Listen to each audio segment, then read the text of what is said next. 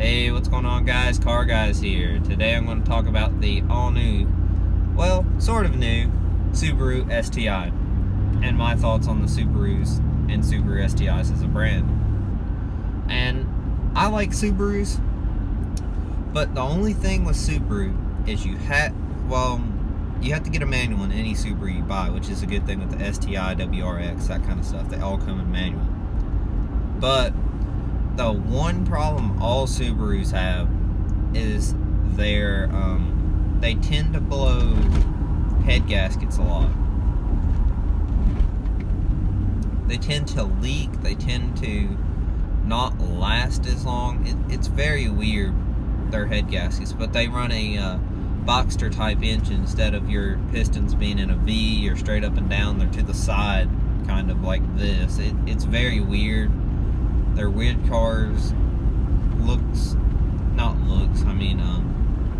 Driving wise, they're weird cars. Mechanical wise too. That's kind of weird to me. But the box engine was kind of one of the first engines that they started making in cars, that kind of thing. And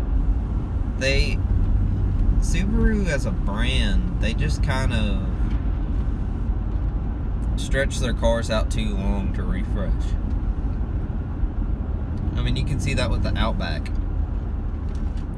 I mean, the Outback is going on for years. I don't even know when the first Outback come out, like one of the newer generations. I mean, they've been working on this same Outback for forever now, and they still don't have it right, as far as reliability. I mean, we used to have one, but that thing, it rode like crap on the road and rode awful on gravel. Oh, gravel dirt roads, you just about couldn't stand to be in that car. It rode so bad. I don't know why either. It was just kind of a thing with that car. But that's kind of off topic. But the Subaru STI, I think it's a really good car. I think they're pretty reliable. But you just have to know when you're getting into that car that it may not hold up as long as a Toyota or a pushrod V8 or just something more reliable. Just because Toyota, they're going to hold up forever. You know that. Everybody knows that. But I just think that people buy them because they're cool cars to tune and customize and that kind of stuff, and they are cool cars to look wise if you customize them and that kind of stuff. I don't like the ones that are completely slammed on airbags and that kind of stuff. I don't like that. I like the more classier builds, like old school, like you get it in blue and you put the gold rims on it, like almost all rally Subarus used to come with, that kind of stuff. I really like that look of STI, old and new. I think that's one of the best classic looks you could do on one, if you could even call it a classic look. I just think that's pretty classy. And there's also the people that buy them and then they try to soup them up and think they're real fast and stuff. They're not that fast. They're just cool.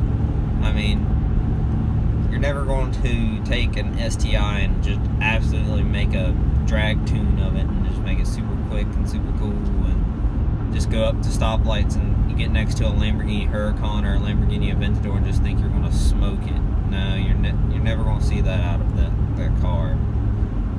But I mean, some people do. I don't think you can do it. Like, there's some vehicles that you just can't do that with. Prime example, Tahoes, G-Wagon especially. G-Wagon you can't do that with. 5,700 pounds is that twin turbo V8. Yeah, you're not going to be a quick little peppy car. You're just going to be a humongous boat. Hellcat, that's a good example. Hellcats are fast, but they weigh a lot for their weight too. And there's things like the Subarus handle really good off-road, especially the STIs, and the WRXs are really good off-road, but they are kind of meh on-road. I mean, they are good, but aren't. They're not very pleasant to drive on-road.